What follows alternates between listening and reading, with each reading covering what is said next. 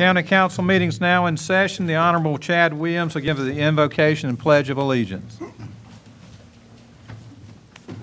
Pray with me, please. God, thank you for the many blessings you've given our county. Help us tonight to see them as blessings.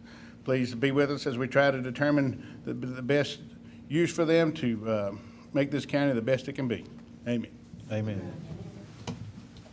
I pledge allegiance to the flag of the United States of America and to the republic for which it stands, one nation, under God, indivisible, with liberty and justice for all.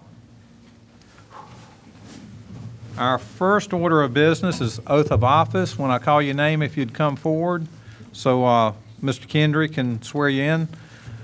Mayor Gwen Savage, nice to have you here.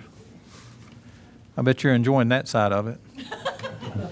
Really nice. Yeah. Thomas Templeton, Billy Hare, Ed Lindsay.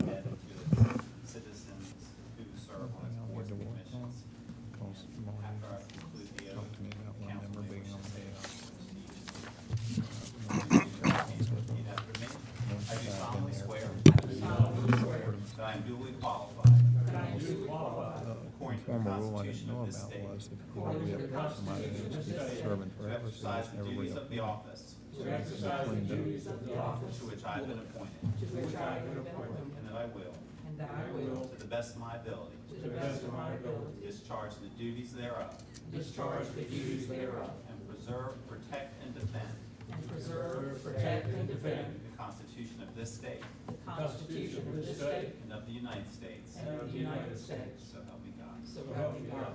Congratulations. Thank you.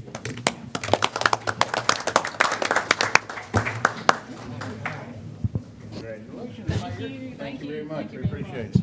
Thank you very much. Now you can go home. Thank you. Thanks, Gwen. We got to do that supper, you and George and I. Thank you. Hey, man, appreciate it.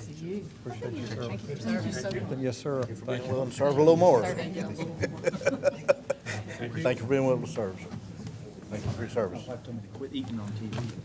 We have appearances first. When I call your name, if you'd come forward and let you speak, just be sure to give your name and address. Gary Buchanan. Gary Buchanan.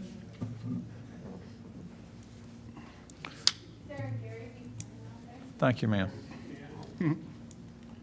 No Gary Buchanan. Okay, next person's Jim Parrish.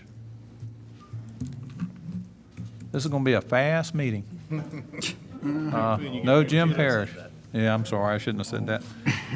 Okay, well, we'll go to public forum. Now, you signed up.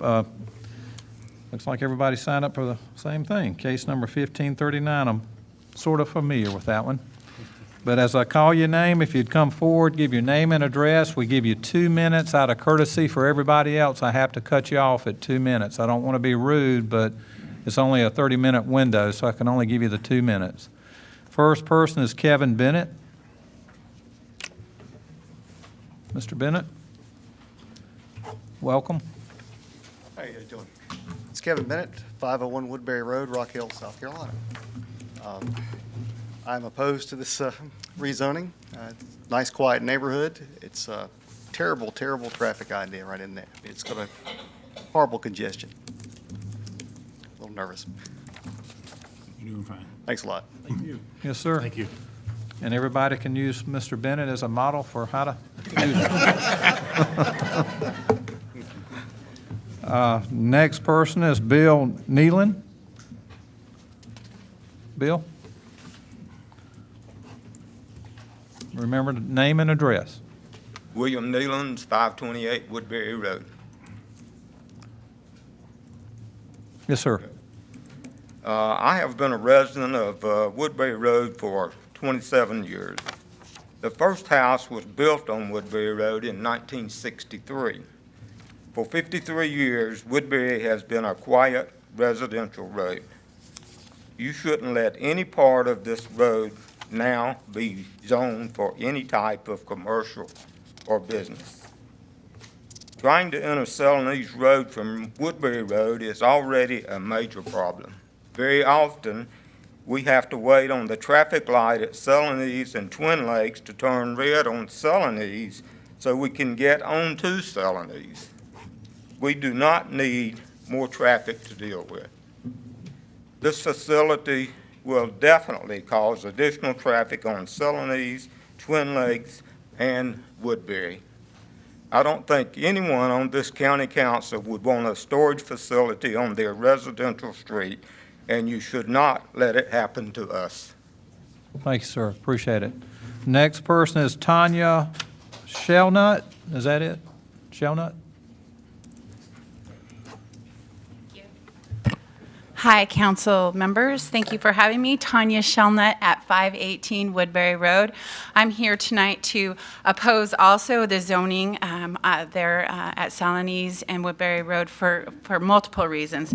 And the first and foremost is safety. There's been some fatalities at that intersection already, and then we're going to provide an entrance and an exit. The entrance is right there on Celanese as proposed. It's only 225 feet from the light. There's a crest in the hill, so it's already hard to see when you're coming up it both ways. And then further on the exit, it's near a blind corner. It's a very big concern of ours in the neighborhood. Furthermore, you're going to have vandalism and crime that comes with storage units. That is what happens there. Further, our house values are going to be affected. We personally have personal experience from this. When we were in Montana, they built storage units around us. We lost $75,000. We witnessed personally vandalism and crime. And so we have 5 kids. We have a vested interest in this. This neighborhood is made up of a lot of children and elderly people. And all of these folks right here are here tonight opposed because it's a concern of ours and a safety concern of ours. And like I said, the house values. Real quickly, if we open this up to BD3, because right now y'all know it's RC1, we're opening it up to the largest scale of commercial zoning that you can have. That's a huge issue. All around us is residential property. So if we throw in this BD3 commercial zoning, we open it up to anything that wants to come in. So the other thing that I want to point out really quick as well is that when the people that are proposing this zoning to you, the rule of thumb is that you reach out to your adjacent properties and visit with them. Only 3 people were contacted, not all the other 7 properties that are going to be adjacent to this. And that's a concern of mine. Let's have some transparency. One day before, actually last Friday, Thursday, we were contacted to come to a meeting.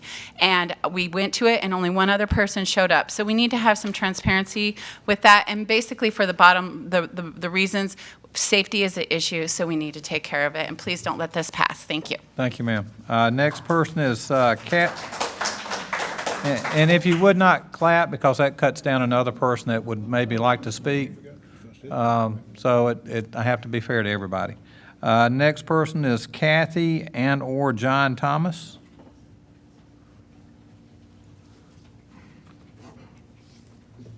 John Thomas at 427 Woodbury Road. Most of everything I was going to say has already been said. The only other thing I might have heard is maybe this company might not be able to fulfill their obligation to build this particular thing if they had the opportunity, and that would further open it up to other stuff that we don't even know about right now. Would like to emphasize safety again, and a lot of times, since it's a horseshoe there, it's much safer to go to the other end of the horseshoe away from the light in order to get out sometimes because of the tremendous traffic problem. But thank you very much for allowing me to speak. Is Kathy your wife? Kathy, my wife. Yes. Is she speaking too? No, she's not. Okay. Thank you. Thank you, sir. Next person is, must be a doctor. I can't even read the first name. Is that Dan? Say the address. Oh, well, that'll work. The address is 3441 Pine Hill Road. Yes, sir. Are you a doctor? No. Good morning, good afternoon. Yes, sir. This neighborhood was established by the Champions back in 1957, somewhere thereabouts, might be off a year or two. My If you would parents give bought- your name in I'm case. sorry, if Dennis you- Brooks, 3441 Pine Hill Road. And the house was built in 1959, 58, we moved in 1959. And a quiet majority of the neighbors that live in that neighborhood have been there ever since. It's one of the quietest and less affected by any issues, by any problems dealing with the sheriff's department or highway department with any issues in that particular neighborhood. We have a very quiet neighborhood. We have no issues, no problems whatsoever. This neighborhood also involves Scaly Bark and also Woodbury, and about a quarter of a mile up Twin Lakes is part of this association. It was originally Champion Estates, and now it's Lakeview Homeowners Association. They took our pond away, and we had to give up a couple of acres of our pond, and of course, the county gave us money to put the pond back together, but this is a very good neighborhood, and I totally oppose what's fixing to happen, or what's wanting to happen, because we do not want to see storage buildings in that area. We already have a traffic problem as it is, and now we got the Walmart food store going down there. I don't know how they go. It's hard to get out of there at 8 o'clock to get the interstate. Thank you, sir. Thank you. Appreciate it, Dennis.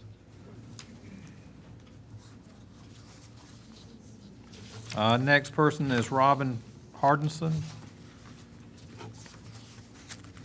Yes, sir.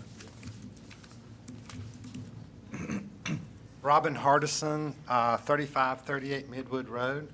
I'm the president of the Lakeview Homeowners Association that Dennis mentioned a minute ago. And much like the other folks, I'm here to show this support of the members to speak against this zoning.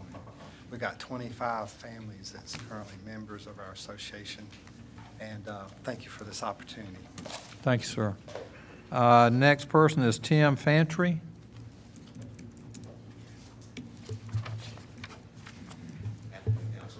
Yes, sir. My name Welcome. is Jim Fantry. I live at 475 Woodbury Road. I've lived there for 33 years, and again, it has been a very quiet residential area. Because of the zoning, the nature has taken over there, and it's really a lovely place to see.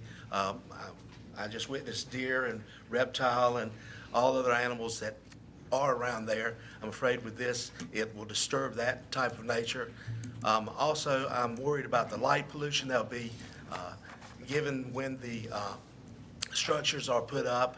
I'm also worried about the traffic for the school system. There are a lot of traffic that goes from the schools through that intersection, and I do want to mention that. And thank you very much for listening. Yes, sir. Thank you. Next person is Tim, is that Brewer? Didn't leave an address. I thought it was a attendance sheet, I apologize. Oh, okay. No problem. Next person's Ed Kelly. Yes, sir.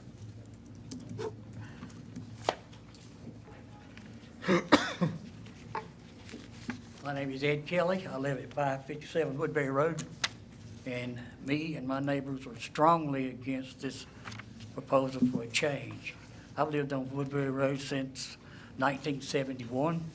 I've raised 3 sons who are good law-abiding citizens. There's never any crime there except one time. That's when my middle son and some of his buddies dug up the stop sign on Selney's Road and put it in an overflow pipe at the lake. So, you know, that's it. But I might know your sons. I'm sorry? Well, yeah, Britt, help me. you know, I could laugh at that now, but back then, I would have liked to kill him. But still, I've lived there for 40-something years. It's a very peaceful, quiet neighborhood. And with this new thing, the new zoning, I don't have enough time to tell you all the things that's wrong with it. So I just want you to know that I and my wife, Jane, object to the changing and rezoning of that property, which is going to back up to one of the Twin Lakes Road and the Woodbury Road, which is going to change the look of a residential neighborhood. Thank you. Yes, sir. Thank you. Next person is Randall Ellis.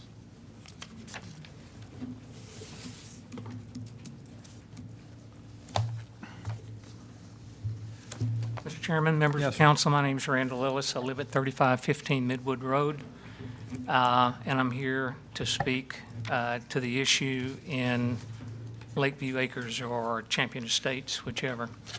I don't want to repeat what's already been said or what you're going to hear over the next couple of 3 weeks, but I would like to follow up on what one gentleman said about the age of the neighborhood.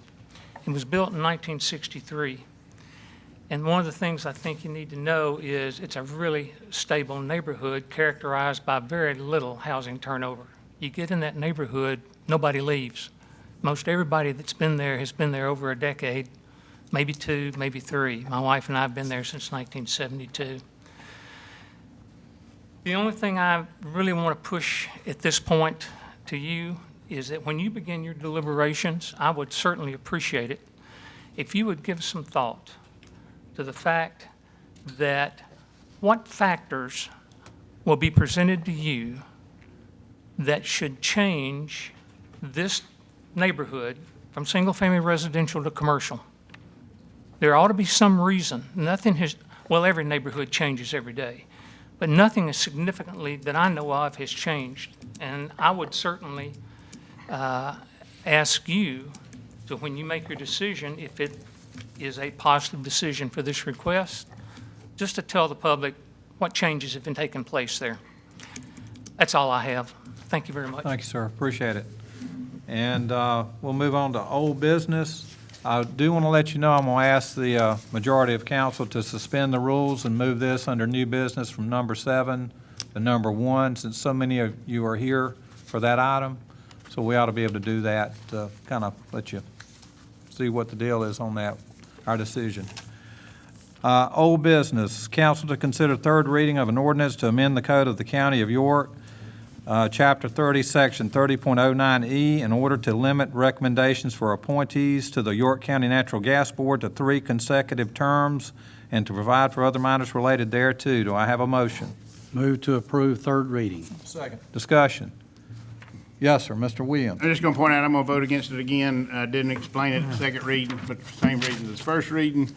The gas board is not the only one that we have that that we don't have complete control over, so I don't know why we're singling the gas board out. And if term limits are good for our own boards, they ought to be good for the other ones. No other comments? Question on the motion. All those in favor say aye. Aye. Opposed, no. No. Was that 1 no or 2 no? 2 noes. Next item, consider third reading of a major amendment to the Braden Plan Development, case number 1603, at Highway 160 in the Fort Mill community. Move to approve. Second. Discussion.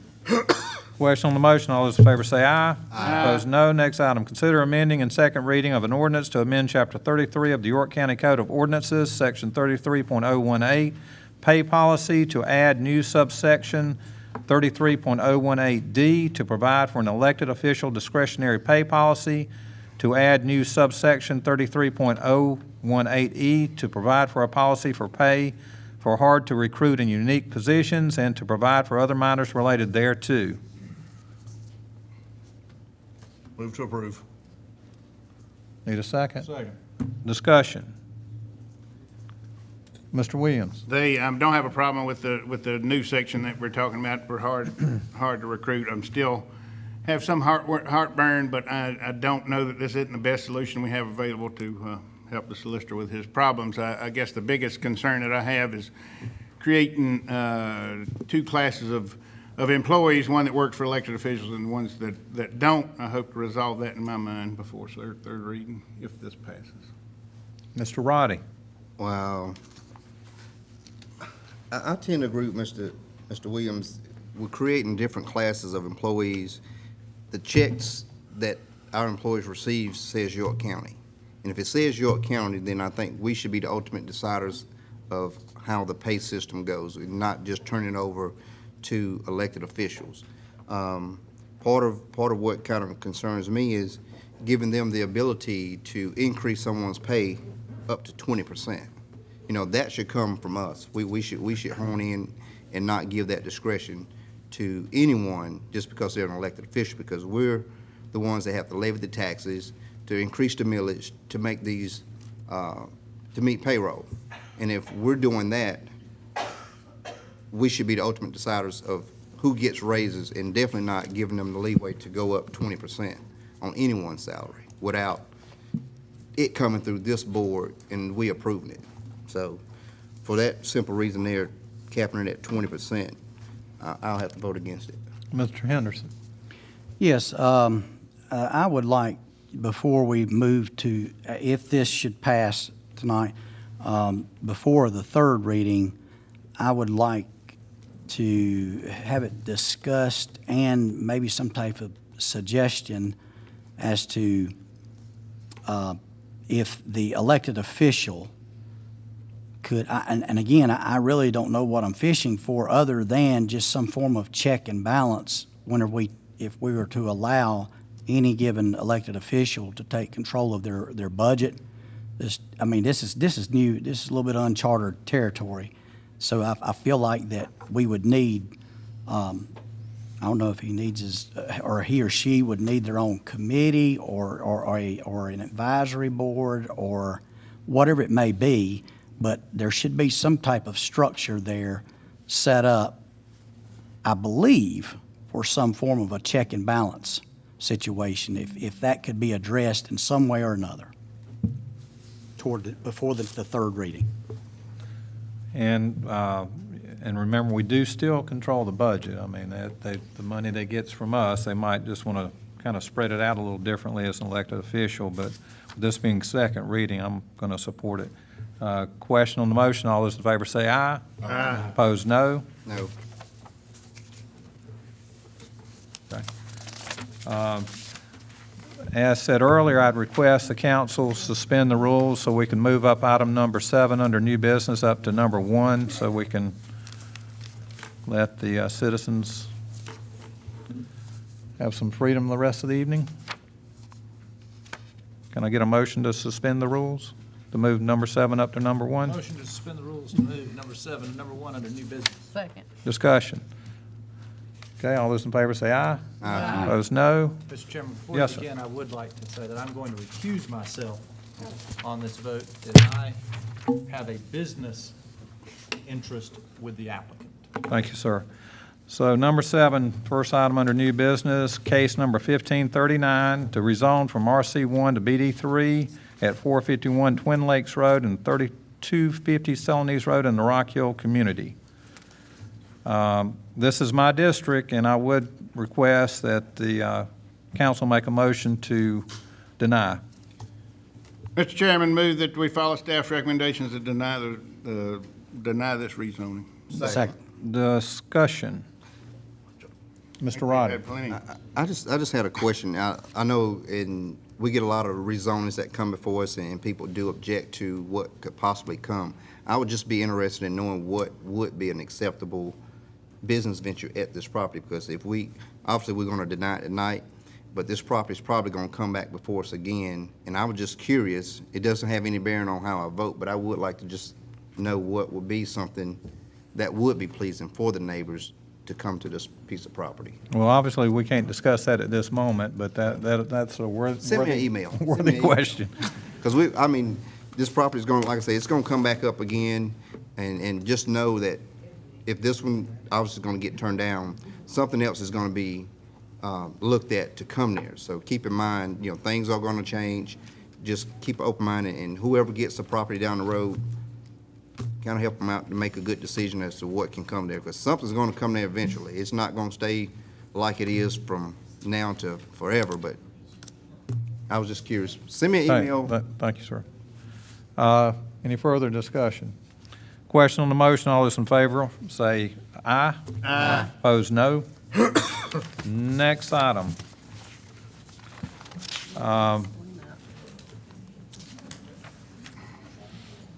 I was giving anybody that wants to leave a little bit of time, but next item, information regarding administrative costs associated with the pennies program. Bill, Yes, we're putting up a little presentation.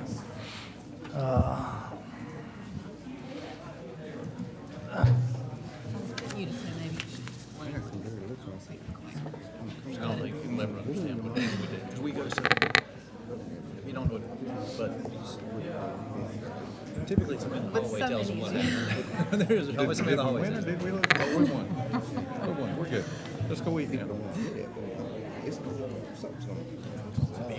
Make it official. Brian's Steakhouse. Yeah. Shame to go Think me and my daughter, they're thinking their own budget, but now next I know, we did ask for that, he's on. Penny's committee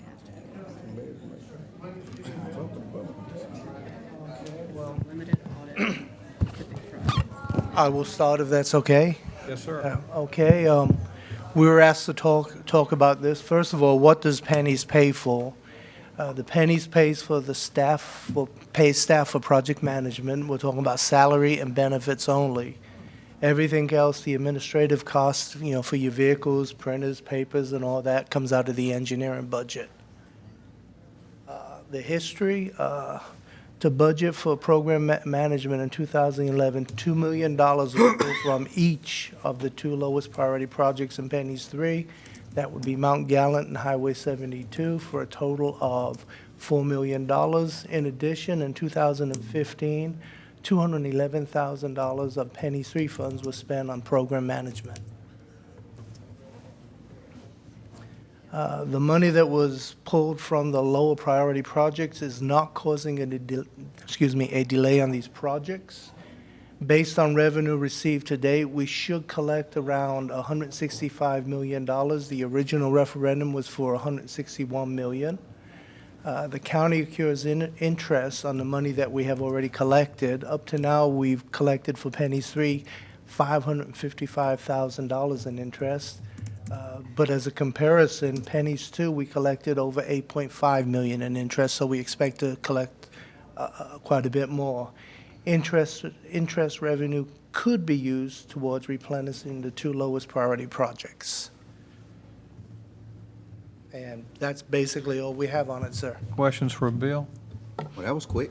I asked Mr. Roddey. I asked Bill and Ryan to put together some information. I do appreciate it. What really brought this to my attention, 2 weeks ago, Christi showed me an email that she had received that was notifying her, since she's over the Pennies Committee, about these transactions that had occurred, taking the $2 million off the bottom two projects. Obviously, I had no idea how the interest could help put back those funds, and it's good to hear that those projects are still on track and could meet budget based on some of the current conditions. So hopefully that will continue to be the situation, and we can get to these projects before costs and everything kind of escalates and maybe push it over budget. But it's good to hear that we do have a mechanism with the interest that we're incurring on the funds that we have now to replace those $2 million on each one of those projects. But it would seem to me in the future on the pennies that we do put together, if it should pass, it would be more feasible to take some type of administrative costs off each project instead of going to the bottom two projects and just scripting it to basically pay for the 7-year run. Because I think that greatly jeopardizes those bottom projects. Say that again now? The $2 million that of each, they took $2 million off the bottom two projects, which was one was in my district and yours. So they basically took all the costs to pay for the administrative costs and salaries and that thing. They went to the bottom two projects and took it off of those two versus taking some type of administrative fee and salary fee, break it down to where you're hitting each project for some type of revenue, because it may, I hate to see a situation that happened to 72 from 1996. That project totally came up short, and we had to finagle and pull money from RFATs and everywhere else and grants to complete that project. I would hate for projects that's put on a low priority, which all of them are priority if they need to be done. I would hate to see projects come up short in the end because we're taking money off the bottom. If we can structure something to pull funds or spread the cost out over the 10, 12, 13 projects, whatever we come up with, and not just take the bottom projects, because we know things happen, costs escalate, due to time and building materials or whatever. So I'll be watching the next round, how we structure and what kind of language that can go into to make sure that we provide some type of protection to those lower projects. Because I would hate to see us having to go back to the voters and say, this project can't be done because it came up way too short. We're gonna have to finagle again to make it happen. Yes, so we have learned a lot of lessons from reviewing pennies 1, 2, and 3 about how to estimate costs and how to come up with good information to make sure you all know what's going on. You're going to see quite a few changes when we come up with our new process because, you know, nobody in the engineering and pennies likes the way it was started. Nobody likes the fact that, you know, we are way under budget in our cost estimates, and we're going to do our best to make sure that doesn't happen again. Yes, sir. Well, I'm sure we've gotten a lot better since '96 in figuring this thing out because we've been in it for a while. So good to know that we probably meet budget and make all the project happen. A lot better in the last year and a half, 2 years. Yes, sir. Any other comments, questions for Bill? Yes, sir. Just a Mr. quick Winkler. comment that I agree with Councilmember Roddey that, you know, I just always had kind of assumed, and we all know what that does, that each budget or each project paid its own admin cost as part of the budget. So I was really shocked to learn that we just went down to the bottom and took all the admin for all the projects off the bottom too. I would hope, as Councilman Roddey said, that we figure out a way to include each one of them in the project costs when we project that going forward. We're looking at a couple of alternatives. Yes, sir. Ms. Cox. I know this isn't an action item. It's obviously a policy that's been followed, but the purpose of pennies and in order to keep, you know, to keep the program running is to honor what the voters approved. The voters didn't approve $2 million off of the last two projects. The voters approved all of the projects on the list, and if there are admin fees, obviously they need to be paid, but it seems like the admin fees should be spread according to cost. It certainly should be part of the estimate when we're estimating those costs, and I certainly hope that the commission, once they get to a point of deliberating what projects they're going to be looking at, that we include that and make sure that that's part of the cost estimating. It's my personal belief, in looking at the history of this, Highway 72, that project was on pennies 2. It got bumped to pennies 3, so not only has it been bumped, but it's been pushed all the way to the very end of pennies 3. And we're going to have a serious problem with the voters if that project, which is on, there are 3 schools that feed onto that road directly. We have South Point, we have Oakdale, we have Saluda Trail, a middle, an elementary school, and a high school. And that road needs help immediately. There are wrecks that happen, high schoolers that are driving that road. I would propose, and I think, you know, we can take this up in a meeting, but we can't go over, when we go over budget, and it proves how important it is, when you go over budget on previous projects, how it threatens other projects that are extremely necessary. And we don't want to let politics play a role in this. I think the interest income should be used in fairness in order to honor what the voters have approved. That should be used to pay for the admin cost, and we shouldn't be taking that money from the projects that are lowest on that road, especially considering the facts of this case. Which is why we need to make sure cost estimates are correct. I agree 100%, ma'am. Mr. Henderson. Yes, I was just kind of curious to know, as far as how the state or mandate, I should say, from the state, as far as how the money is invested for the interest. And I'm just kind of curious as to, when you're talking about looking at the different options, how much freedom do we have to look around or figure out different ways to draw more interest to possibly be able to do all this that we're talking about and making it more fair toward each project, and not shoving, you know, not taking it off of just certain ones. But, and I guess what I'm saying is, can we do something better concerning the interest to help pay for salaries and administrative? But you just a minute ago said you were looking at a lot of different things. So what, in specifics, or as many as you can, I'm just kind of curious, can we do better with the interest? Are you talking about the way we invest the interest? Right. Yeah, I mean, there are laws that tell us how to invest and depending on the fund and how it works. And off the top of my head, I can get you that information, but there are caps and there are certain ways we have to do it. And that's not even DOT, that's just the state laws that we have to follow and reference the funds. Mr. Williams? Yeah, the comment I was gonna make on interest, I know you said we could very well expect more. I'm not sure how true that is for two reasons. One, interest rates are down, and two, we jump-started Pennies 3 with the $8 million loan from the general fund, so we don't have a bunch of money sitting out there in the bank waiting to earn interest. I think the opportunity to earn $8.5 million worth of interest is not there, but hopefully the $2 million, we can at least recover $2 million to refund the salaries. But to expect I guess I'd be hesitant to expect $8.5 million again and find ourselves expecting money that's not there again. Yeah. No, that 8.5 was just an example. The whole thing That's what it is. said on Pennies 2. Yes, sir. 8.5 and Yes, 550 sir. so far on 3. Exactly. So So that's- yeah. we expect more than what we've got right now. Yeah, more than 550, but probably not more than 8.5. Probably not close. I'd be, yes, sir. Yeah, that was my point. That was my only point. And here again, being on the council now for almost finishing up 6 years, is it not?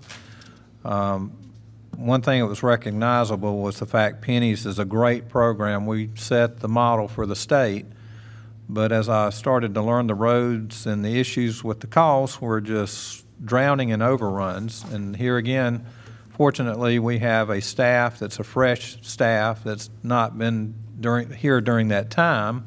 They're here to address the problem.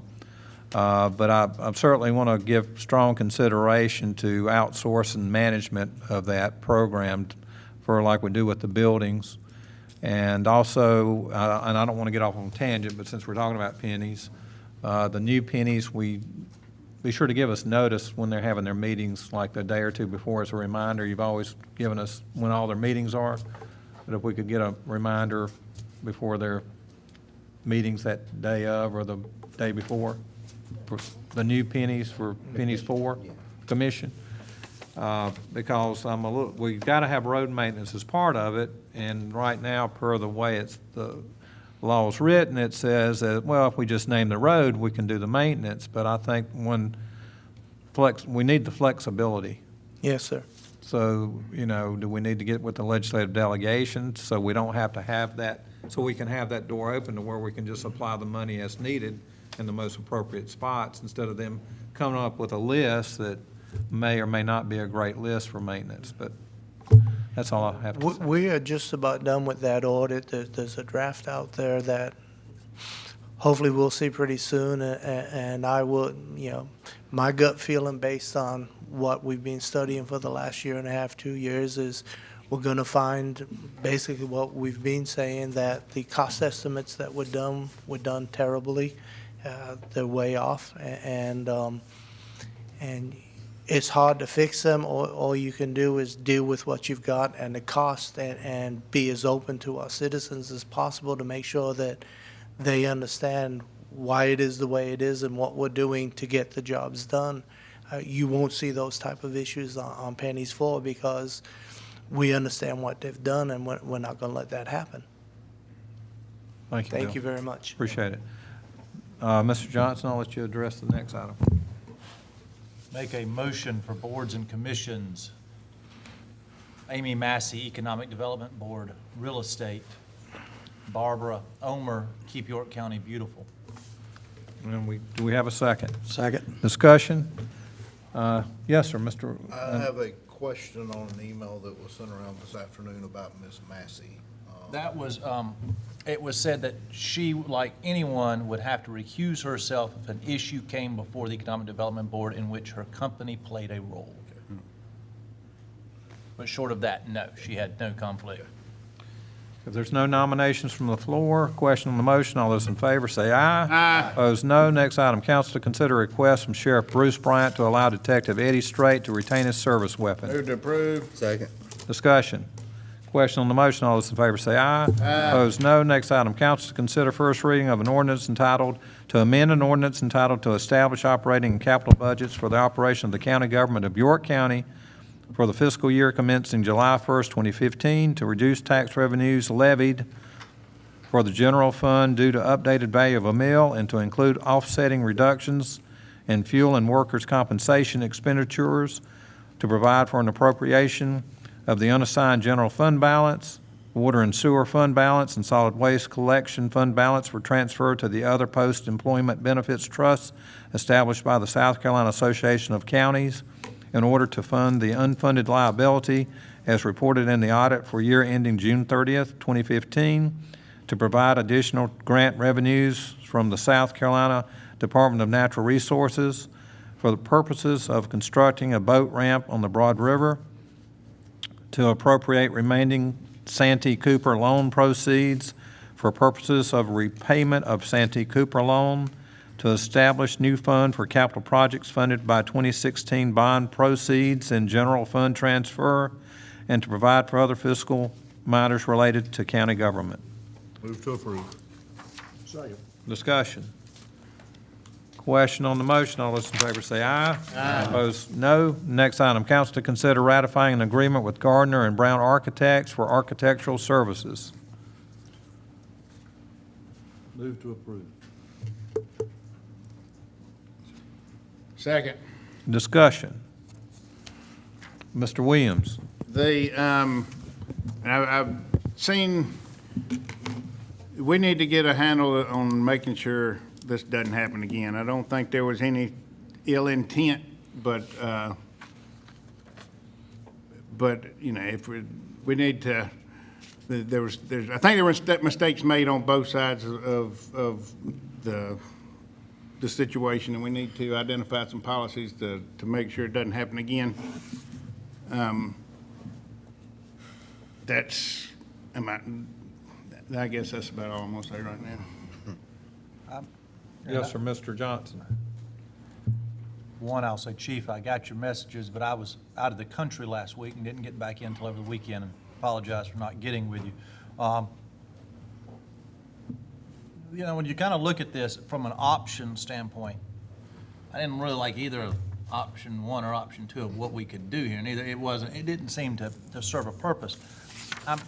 I'm confused, and I guess I walked out of our last meeting out of executive session and was confused and probably should have gotten my questions answered better. You know, there was an original meeting in which, at the time, Anna Moore was there, purchasing was there, Chief Leslie, Billy Weatherford, and the talk was, look, you've spent $13,700 roughly. You didn't do it the right way. Let's do it the right way. But what happened is another $72,000 came along the line. And I don't quite understand how, as a county, we didn't realize this was continuing. And perhaps that was because, you know, of Anna Moore's death, and that we lost track of it. But at some level, the county should have a grasp on where these things are happening. I continue to believe that we have an issue not only with Riverview, but with all of our fire departments in the way we're purchasing equipment and we're doing things, and that we need to get everybody on the same page. We've had several fire boards come before the Finance Committee and explain various issues to us, and I got to be honest, you walk out of them half the time shaking your head because they disagree with each other. They can't even come up with a common answer that they want us to use. So we've got, this falls ultimately on council to clean up, and whatever it takes from an ordinance standpoint, we need to enact that the fact you can't enter into contract without us. You can't go do these things without us, especially if you're asking us to authorize the money later. Problem is, this has been done, and if we say no, they're going to spend it out of their own funds, which ultimately is our funds, because then they're going to have a shortfall somewhere else. And I can promise you that it'll happen. That money won't even out at the end. and they'll just come back to us for additional funds at some point, which is really nothing more than a tax increase on the people who live in the Riverview Fire District. So I think we need to approve this, but then I think we need to have a long, hard look at the way we interact with the various volunteer fire departments and the procurement, and making sure that everybody is crystal clear on how we should move forward, and that there can't be any misunderstanding moving forward. Mr. Henderson. I want to get this totally clear that the first time around, the 13,000 was an issue, and it was mentioned, whatever you do, just do it the right way from here on, but that did not occur. Is that correct? Yes, sir. That's all I need to know concerning the last sentence of the recommendation. Yes, sir. I'll just go down the line. Ms. Cox, you want to say anything? I guess I will. The purpose of the procurement code is to ensure fairness. It's to ensure that the public interest is looked out for, and transparency, to ensure that there's no conflict of interest that surrounds that. It protects everyone to follow the policy the way we should follow the policy. I understand that the first 13,000, that there was an understanding that this was, I don't know that this was ever brought before council. I don't think council was made aware of the 13,000. So we lost an opportunity to be able to make a decision. My problem with this, and I cannot support approving or ratifying this, is because of the bigger message that it sends. That basically is, we don't have to follow that policy. We've had other departments come before us who had a lot smaller difference between the different bids that were put out, and we smacked them pretty hard, and we chastised them from this council, insisting that they follow these policies. And I think in order for us to do the right thing, to do the fair thing, we have to be consistent in how we apply that. And so I cannot support ratification of this. Mr. Roddey. My question is, once the original situation arose, has this, whether it's an individual or a group of individuals, have we talked to them even now since the $72,000 bill has come in to kind of and I know we're dealing with volunteers, but anytime we're collecting this tax revenue, we're collecting these taxes for these special tax districts and giving them access to spend it. My question is, have we had that sit down with the individual? Because there had to be an individual that made the decision after the $13,000 situation came up, and even after that, took it a step further to go and create a $72,000 bill. Has this individual been talked to and sit down one way or another? You know, that's my question. Bill, do you want to address? Yeah, based on the information I have, Anna met with Chief Leslie and Billy Weathersford was there, and so was Tierra. And they let him know that in the future they had to follow the process. And they didn't. And in reference to Vice Chairman Johnson, you know, on things like this, if they go forward and they don't brief us, there's no way we're going to know about it. Now, one of the things the attorney and myself and Billy Weathersford and the chairman of the Fire Advisory Board, did I get that right? We've met because we've got two ordinances that say what's supposed to happen, the Fire Advisory as well as the Fire Chiefs Board, and we're not sure who's in charge, and we're going through it, and you are right, so we have to come up and say, this is what it says, and this is what you've got to do. And so we're well aware of that, and we are looking at that stuff. I think I would be, I guess what I'm getting at is, whether it's an executive session, we should have someone who's responsible for this standing in front of us explaining his position or their position as to why they took this route before we pay this bill. I think that would send, whether it's a message to that individual or other fire chiefs throughout the county who have a special tax district who can spend this kind of money at will. We need to be on top of this to make sure that the message oozes over to other people who have this kind of capability to spend this kind of money Because I'm sure if we bail them out now, which we're probably going to have to, but we need to make sure that we have something in place with some teeth to make sure it doesn't happen again. Mr. Winkler. I'm not going to support ratifying this because in my mind, it just opens up a can of worms for anybody else that maybe doesn't follow procurement. We have procurement rules in place for a reason. You know, I look at this and I support and pray for our men and women in uniform every day, Amen. fire, police, everybody. And I'm very thankful for them. But I look at $72,000, you know, that's half a fire station in my district. We're building 2 right now for $150,000. I just can't justify in my mind $72,000 for a, you know, for this to be done for this when it was already talked about and told you got to follow the rules. So I will not support ratifying this. If it mean, and Councilmember Johnson, I will remember, as long as I'm on council, the next budget comes up $72,000 in this particular budget, so that I won't vote for a tax increase or any more tax millage out of that fire district for that $72,000. That being said, I'll just wrap up my opinion, and I think it was said best by Ms. Cox. She said everything that I was thinking.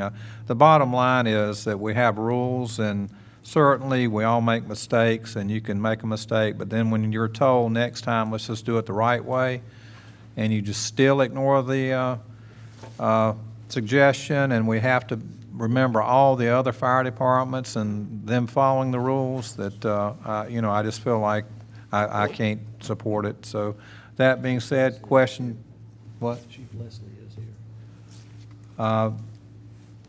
Do you want Chief Leslie, is there any way I can speak? Sure, come on up front and we'll let you talk for a sec. Excuse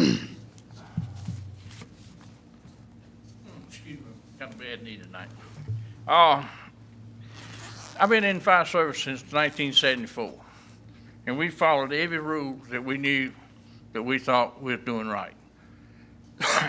We started this project about this building way back in 2012. I've met with y'all about temporary buildings. We bought fire trucks through the proper procedure. We bought the property.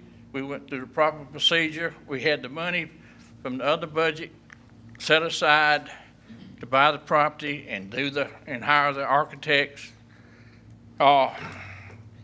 And I made a mistake. I talked to Mr. White. Nobody told me after the $13,000 that we had to do anything different. I'm gonna clarify that. If I'd have known that, I'd have been back checking to see what we had to do. But I called Mr. White when we got that far along. I said, we've interviewed all these architects. What do I do now? He said, you got to hire an architect. We hired an architect. I had talked to Anna Moore, and everything we thought we were doing was doing properly. We had the money in our budget, in our fund balance, to pay this fee. It wasn't that this has got to come out of a new budget. This was money we already had taken out of our fund balance to pay for the land and pay for the architect fees. And we went through everything. We thought we were doing everything possibly right. We went with you and everybody about buying the land. We met with y'all about the price of the building. We explained to you why the building is going to cost us what it's going to cost us. So we thought was right.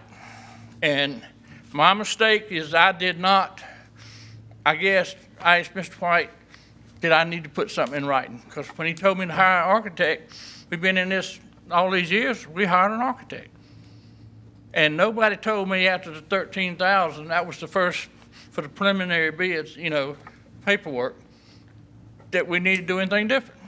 So we had him keep working. In fact, the plans are ready now to be let for bid, but they won't let them out for bid until this is paid. And we're losing precious time, weather-wise, plus cost of living's going up, and we're losing our chance to get this building put up. And we only putting this building up because we have to serve all these people up on a certain area of our district that we've talked to y'all about when we did the temporary building. We put up a temporary building, and it's costing me $500 a month out of our funds to rent the land to have this temporary building to put a fire truck up there so these people can still have their rates. We were 5. Insurance companies tried to drop their rates to a 10. Some even tried to cancel. So we put this temporary building up. We got that going, and we've already had another ISO rating, and we dropped down to a 4. But we've got to put this building up and get this engine and a tanker in this area to help this fast-growing territory to build this building. So I ask y'all to help me, because all these years, we've tried to do everything by the book. And Let me ask you one question, because the information we have supplied that said Ms. Moore made it clear that on that 13,000, we would go ahead and deal with it. From that point on, though, the proper procurement procedures would have to be followed. I was never told I need to do anything different, sir. So you're saying Ms. Moore didn't tell you that? No. If we had it would have been his paperwork, and I'd have been glad to send any paperwork. Mr. Williams, go ahead. I just want to say Ms. Sheffield's here if she wants to address what was or was not said after the 13th that meeting. I think she was at the meeting. Yeah, do you want to address that? So you were at that same meeting with with Audra? With Anna, I meant. Yes, sir. The initial meeting, to start with this, when I received the requisition for the request for the $13,000+ we had 2 quotes. The procurement code requires 3, and that raised the red flag initially. And I did speak with Chief Leslie, and I also spoke with Anna Moore, the assistant county manager at the time, who was over the fire department. We did meet, and Ms. Moore made it very clear that they did not follow the procurement code, and going forward, they'd have to do so. That was made very clear. We met a second time on February 5th, and this was in respect to the second requisition that we received for $72,000+. It was at that time we found out that the contract had been executed by, I guess it's Chief Leslie and one of the other, the fire board member and the contractor. So this is why it was under the radar. It had not come through the procurement process, so it was difficult to know what was going on in it. Yes. Can I ask a question? Between March 18th of 2015 and February 5th of 2016, did anybody from either procurement or the assistant county manager's office ever put in writing to Riverview, hey, you can't, what you've done is wrong, don't do it anymore? I mean, is there a physical writing? I mean, right now what we have is kind of a he said, she said, and I'm not doubting anybody. I don't want to, if somebody puts an email confirming, hey, this is our policy, just anything in writing. And do we know of anything like that that may exist between that time? I'm not aware. We've never received it. But the policy's in writing. Right. The policy is what it is, yeah. The policy, well. I think, I'll make these other comments, and I think Bump actually had a good idea. I think you have to understand the concern that we share, which is we are now in a position of ratifying something which essentially obliterates the need for the policy. And it causes tremendous consternation for this council to make a decision and puts a huge problem on the rest of the departments who are required to follow the procurement policy as well. I'm wondering if there isn't some legitimacy to requiring, let's having a special meeting of the fire board, and let's at least make this, let's open this up and let's let them see what has happened and let everyone see how this process is, how it affects us. I just don't see any way that we can ratify this without there being something more than what's going to happen with the other fire departments who said, I tried to come to you and the difference in these two that I sent you was $500 and you wouldn't even approve that, but you're going to approve $72,000 because they didn't come and they didn't ask. That's where I will have a major problem with the folks. And we have a duty to the citizens at large to make sure that we follow that process. But now, are you saying that you want to, let me not put words in your mouth, are you saying you want this deferred based on what Bump suggested, or do you want to go ahead and vote tonight? I think tonight I have to vote that I cannot ratify it. I'm not saying that if there is going to be some discussion and this is brought forth because these plans have already been done, that there's got to be a process that's followed now, not something that comes to only to people who do it the next time. There's got to be some ownership of this process as a whole to the entire fire board before that's ratified, in my mind. If you check our records, in all these years since 1975 when we got our first truck, we have followed every rule that we knew we were supposed to follow. And we did this in good faith, thinking that we were right. We would have never signed a contract to spend that kind of money if we hadn't had the money in the budget, been approved to take it out of our fund balance to buy the land and hire an architect and all that. We'd have never gone forward with it if we had known we were doing something wrong. Now, I did something wrong by not making sure that we had something in writing. That's the mistake I made. But we had the money, got the money in the account to pay this bill, and we made a mistake. But everything on the bid process from there on is everything, all the paperwork is legal. We were legal on buying the land. We've been legal buying trucks. I mean, we're caught up in a mess. We've been working with this our architect's been waiting on that. We've been fooling with this for about 3 months, not long. Well, I just found out about this last council meeting. This is the first time that I found out about this situation was at the last council meeting. That's the first time I found out about it. I'm saying y'all just finally got it at the last meeting. Well, let's go ahead and move forward. Thank you, sir. Mr. Chairman, I want to make one more comment. Yes. And then we'll go for the. in all fairness, we're not talking about us spending our money. We understand the money's in the budget, and these fees would have incurred anyway. It's just the process that got us to the point that's being questioned. This fire district has the funds on their own to pay these bills. So it's not coming out of our general funds or any other source of money. But we need to make sure that we protect the process. That's what this is about, the process, not where the money's coming from. Because we know they have the funds to do it, to pay for the architect, to pay for the building. But as us seven sit up here, we have to make sure that the money that's being spent goes through, passes the integrity part of not passing along work or things flying below the radar that we don't have any idea about. So I wanted to make that clear, so if anybody was looking or listening at home, not thinking that this fire district is coming to us for $72,000, they have the funds and are asking us to kind of waive the rules a little bit so they can pay the bills to move forward with the project. So I just wanted to make that comment. Thank you, sir. Question on the motion. All those in favor say aye. Aye. Opposed, no? No. So you raise your hands so Karen can count. All those in favor, raise your hands. You were in? I was in favor. Okay, so that was 2.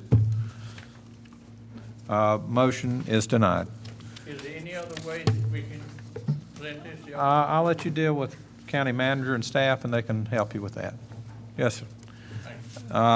Next item, consider first reading case number 1537 to rezone from BD2 to BD3 at 1940 Highway 160 in the Fort Mill community.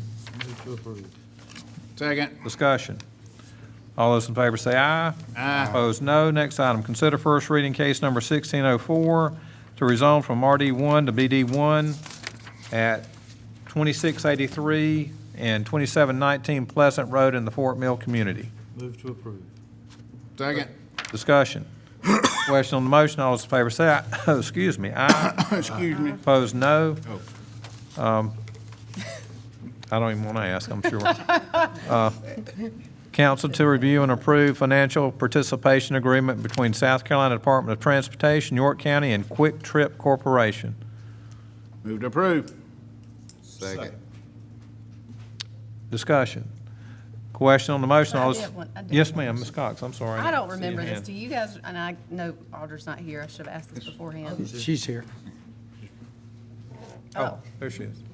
Small back there. Change seats on. Come on forward, What- Audra. Why did we waive the TIA? Is it your position that what we're gaining by doing this is better than, can you just share with me why we did that? For the record, Audra Miller, Planning Director. Yes, under the ordinance, I have the authority to waive a TIA based on the facts. In this case, we knew the intersection, we knew the road, we knew it was horrible. We didn't need a TIA to tell us that, so we went straight to the mitigation, which was the cameras. So the TIA doesn't help us with other mitigation? No. Okay, thank you. Any other questions? And Yes, I sir, believe Mr. Johnson. Audra can say that this is the first time that something like this has been done. Yes, this is the first time. Anywhere? I don't know anywhere, but I know with SCDOT, because they struggled on how, the type of agreement, and that's why it's taken so long, is they couldn't quite figure out how to implement this agreement. So this is what they've come up with, so. Thank you, Audra. Question on the motion. All those in favor say aye. Aye. Opposed, no. Next item, council to consider the approval and authorize the county manager to sign AT&T's utility relocation agreement for an additional $107,93,083 for a total of $257,346.96 for Pennies 3 Program Project Congress Street and Lincoln Road Roundabout. If you look on the screen, you can see exactly what they're doing. It's very confusing because there is actually a lot of work there.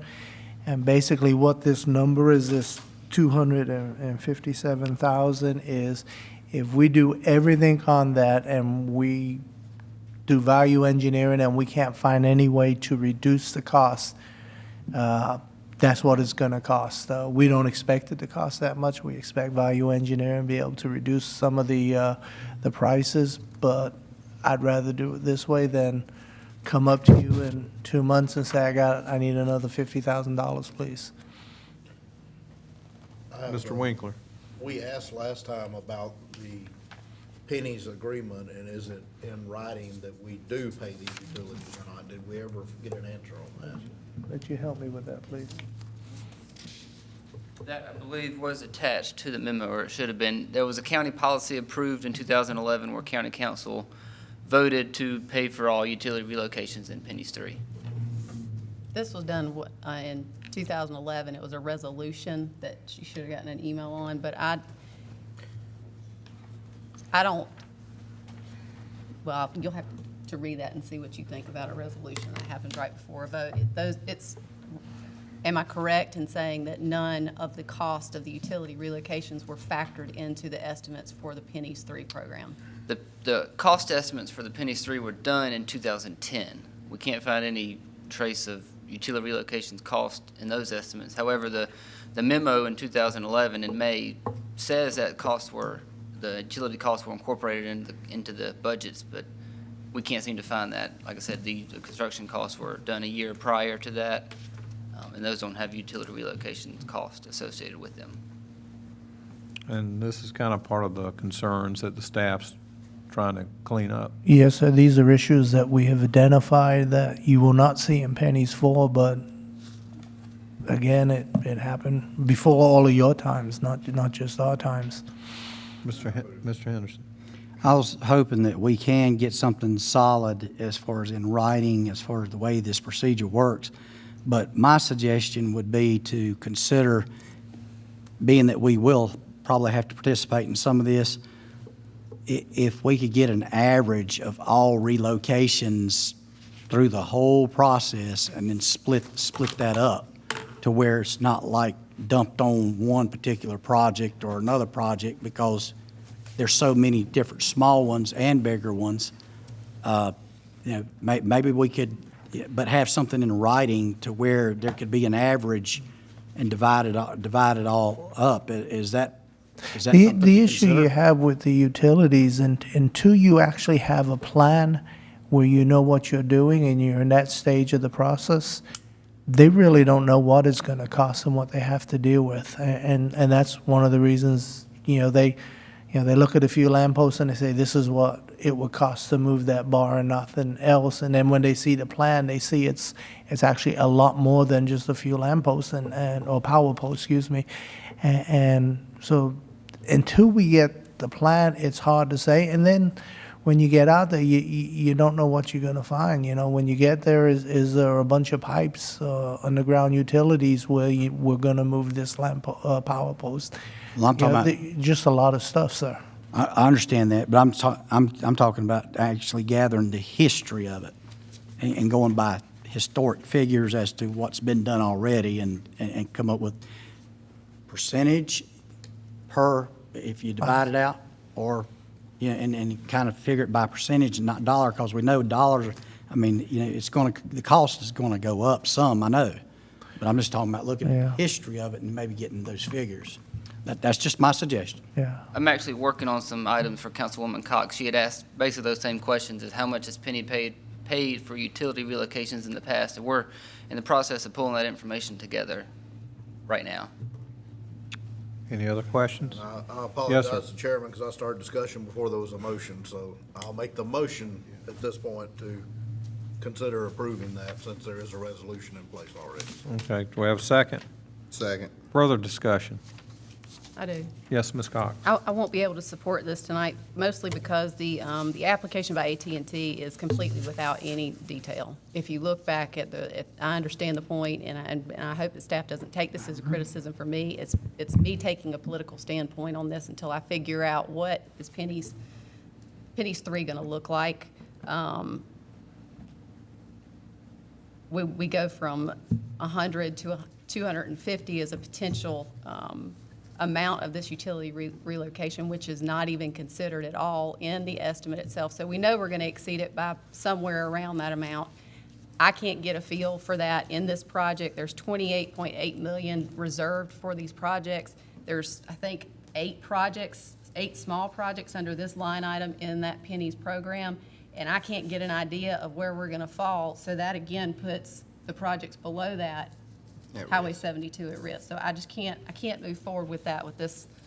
I would be in favor of looking at that once we get a bigger picture of what is Penny's 3 going to look like. And I know that that's a hard question to ask you, but I've got to have some sort of ability to know that, as well as what position is council going to take and what is our attorney going to say on the $28.8 million worth of projects. Once we hit $28 million, does that mean we still have to complete all of the other projects in that list, even if we exceed that? Because the voters voted for $28 million for these projects. It's my understanding if we move forward, we got to complete all of them regardless, even if it exceeds that $28 million. So until I can get a better handle on that, I cannot threaten the other projects behind that. Mr. Roddey? If we don't agree to do this, where does this put us with any future project? Let's say if we this comes to a screeching halt, and 2-3 projects down the line, we have to deal with AT&T again. Where does this leave us and continue to move our projects forward? Is there some possible backlash down the road? Well, obviously, they haven't done the work. They have not done the work. So, but even if they do the work, they're gonna have to justify 200 plus $200,000. It's not like they're just gonna send us a blanket. Right, and another thing to add on to that, you can see all the work they have to do here. A lot of the work is borings instead of open trench, which is much more expensive. However, once we have a pre-con, our staff can meet with the prime contractor, the utilities. They can work on phasing or staging or finding other ways, value engineering, which the county manager spoke on earlier, is ways to reduce those costs, which is why they typically come in under the original agreement amount. Any other questions? Yes, Mr. Johnson? I get Ms. Cox's statement, and I find myself agreeing with it, but I'm struggling with you say no tonight, and this project sits how long? I mean, how long does it take this council to figure out the answers to these questions? If I was told, oh, we can figure this out in 2 weeks and we can come back and we can pass this thing, I'd have no problem.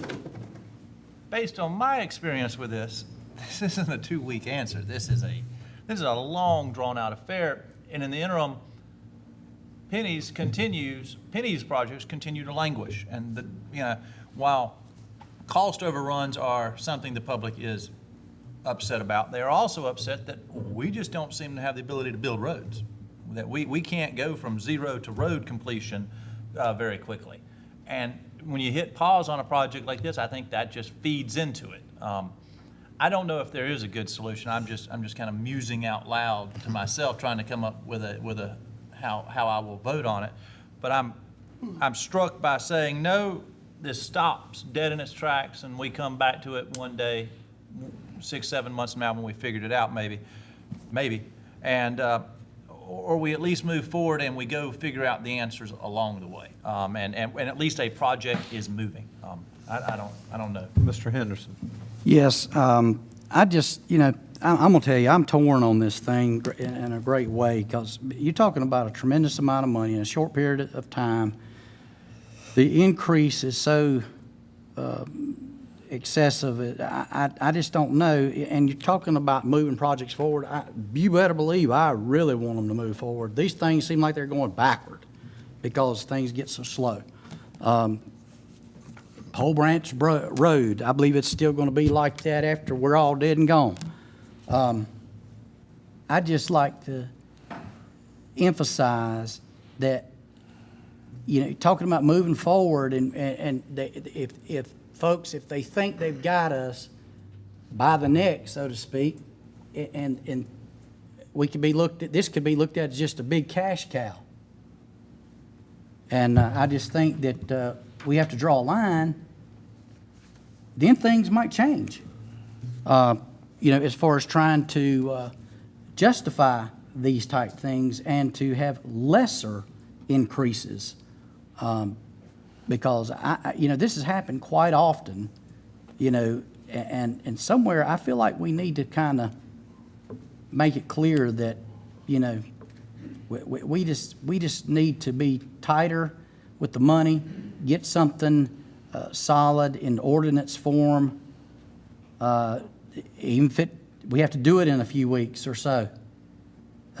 Just something solid that we can have a solid policy on this, to where this won't continue, because it's happening quite frequently, and we all know that. And I was here with the most of you, so it's true. And I just don't want us to be looked at as a cash cow. Any other comments? Yeah. Bill? Again, this goes back to the original statement we made, that the original cost estimates for these pennies programs were bad, and they were too low. They didn't address everything they were supposed to address, and you won't see that in pennies 4, because we've identified the mistakes that were made, and Well, I think that's it's low. Ms. Cox. I think to Michael Johnson's concern about how long is this going to go, I think the question then is, with pennies 3, what is our cost overrun going to be? How far did we that's where we need to get that answer, so that we know, are we going to have to use, where are we going to find that money? Are we going to have to use general fund money? Are we going to, is the Pennies Commission that's now looking at that need to consider these other projects that are going to get underfunded? We need to find out what that number is. And unless and until we have something like this, and unless we stop it and figure it out and put a deadline on figuring that out, then we aren't going to know how to answer the rest of the questions going forward. Mr. Roddey. Just sitting here thinking, and everyone's making great comments about things to come on how do we address it down the line. We need to make sure we get it right for the future. What is going on with this project is going to be what it's going to be. The cost to do this is going to be what it's going to be.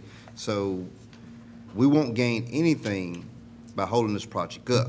We still, regardless of whether we hold it up or approve it now, we still have to figure out how to avoid this in the future. So we can approve this tonight and keep it in the front of our minds, we got to get a rein in on the next wave of projects so this does happen. And I want to compliment Bill for standing in front of us, pointing out things that weren't right, things that weren't done right, estimates and things could have been done a little better, because we see projects moving, whether they're moving fast or slow, and they get done at whatever rate. But at the same time, there are things behind the scenes that were not right or can be better with past projects, and we certainly look forward to making them better with the future. But whether we delay it or approve it tonight, these costs are going to be what they're going to be. AT&T is not going to come in and reduce the price to $50,000 if it's going to take $150 or $257. So I'll say let's don't hold this project up, because like Councilman Johnson said, we criticize or get criticized when projects don't move. And if we contribute to that, that's going to add a further delay, because they may get in and find something that caused this project to be delayed even further on their end. And if we add delays to it on our end, they incur delays on their end, you know, we're another year and a half down the road before we ever see anything happen with this project. So I would ask, let's approve this and work on what we need to do administratively to make sure we put the right measures in place the next go round. Well, just to wrap it up, I think like all the councilmen are expressing in their own way what I've been saying for 2 or 3 years, that I smell a skunk, but I just can't find it. And, you know, certainly, and Mr. Roddey said it well, the mentality we have to have here. Mr. Johnson expressed what was running through my mind completely as we sat here. But the problem we have, roads are at a critical mass, and construction costs are going up. Time is money, and to delay this with the bureaucracy of DOT, pennies, whatever, I could see us ending up possibly having even more of a financial shortfall. So for the sake of expediency and the reality of what we're dealing with, I'm going to agree to this, but we have got to get this cleaned up, and the staff understands this. I'm going to put my trust in the county manager to do what he's got to do, but we got to move forward. So question on the motion, all those in favor say aye. Aye. Opposed, no. No. Get it? Next item, consent agenda. Do we have a motion? Motion to approve consent agenda. Second. Discussion. All those in favor say aye. Aye. Opposed, no. Committee reports, Finance and Operation, Chairman Michael Johnson. The Finance and Operations Committee met today at 5:30. We nominated or approved the following people for the Economic Development Board: Vance Stein for a second term under Banking, Doug Meyer-Kuno for a second term under Manufacturing, Jim Bradford for a first term under the Western York County Economic Development Alliance, and Mark Howie for a second term under York County Growth Partners. We also approved Odell Bailey for a second term, District 4, York County Forever, Janet Steele for a second term, ex officio, York County Forever, and Steve Fields for a second term, ex officio, York County Forever. And that was it. Thank you, sir. No further committee reports. Now we have non-agenda comments from council members. New non-agenda comments. Mr. Johnson. I went away last week and missed the agenda meeting and got in on Saturday and started reading my agenda and was a little surprised that I didn't see anything about the potential freeze. So I am asking, bring it up at the next meeting, whether this council, this is an issue, this is my problem. I speak to the people who live in my district, and they look at me constantly and they say, can't you do something? And my response is always, I am tired of saying I can't do anything. I'm tired of saying my hands are tied. I'm tired. This council can vote it up. This council can vote it down. But the people who live in these areas and who are dealing with these issues deserve the right to have a day to come in here and be able to say, this is what we want, and have this council vote on it. So I'm asking, I was somewhat surprised. I thought it was happening tonight. First reading didn't happen tonight. I am asking for first reading at the next meeting. And my understanding is it might require up to 2 other people. So if anyone else just agrees that later, after the meeting, please feel free to tell Bill, so at least two of us have said that it can be on the agenda. I don't see a problem it being on there. We just needed to have some reminders there. Yes. But any other comments? Oh, Mr. Roddey. I want to take a quick minute to recognize one of the Friendship Nine that passed away a little over a week ago, Clarence Graham. He was one of the original members of the Friendship Nine, who was part of the sit-in at McCorry's Lunch Counter back in, I think it was '61. This certainly was a movement that impacted not just York County, but across the world, the United States. So if I could, with all due respect, I would like to see if we can pass some kind of resolution, maybe at the next council meeting or the one after that, that recognizes him and his contribution as an individual. I know the Friendship Nine has been recognized as a group, but since it's so few of them left, and you know, it's a big tribute to his family, himself, and his legacy that he'll leave behind.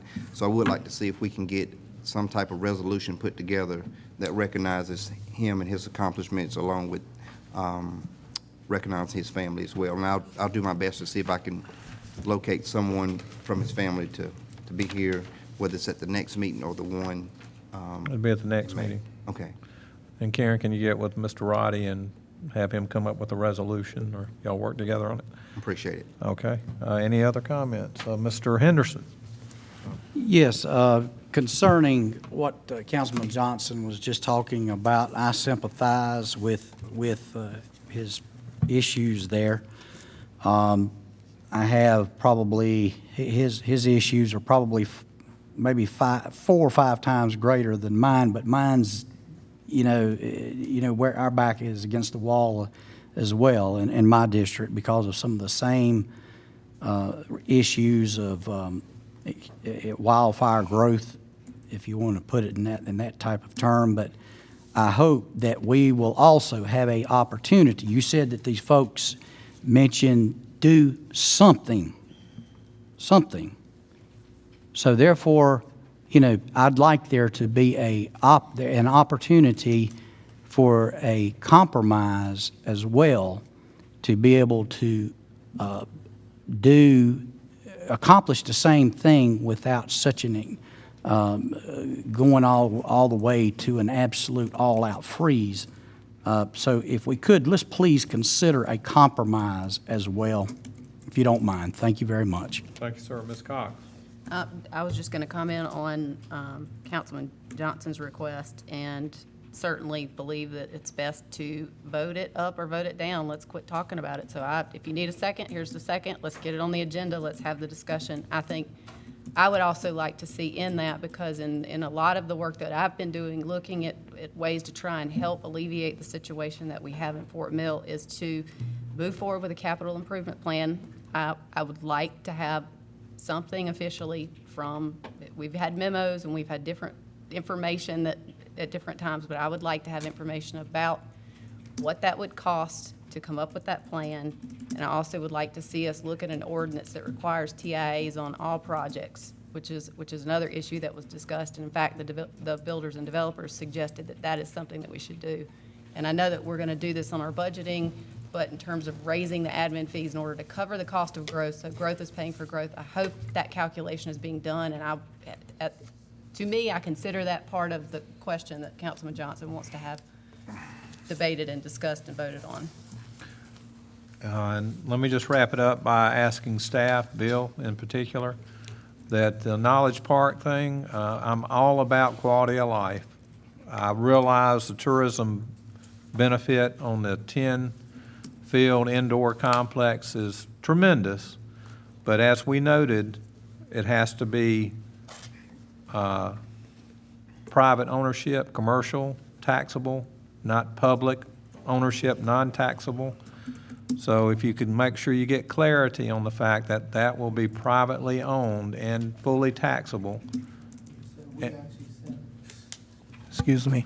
We actually sent an email to David Vion asking that question, and he said it is definitely going to be privately owned. In writing, he said that. Yes, sir. I will I've got the email. I will find it, and I will forward it to the whole council tomorrow. Okay. And then also, if I remember correctly, per Ms. Cox's suggestion when we passed the TIF, that if they do any changes, they have to come before council anyway. Yes, sir. Okay, just wanted to make sure. Thank you, sir. So do we have a motion on executive session? Move we enter in executive session to discuss a personnel matter involving the assistant county manager and to receive legal advice. Need a second? Second. Discussion, all those in favor say aye. Aye. Opposed, no. We'll be back in executive session in 10 minutes. There are no action items out of the executive session. If there's no further discussion, do we have a motion to adjourn? Motion to adjourn. Second. Discussion, all those in favor say aye. Aye. We're adjourned.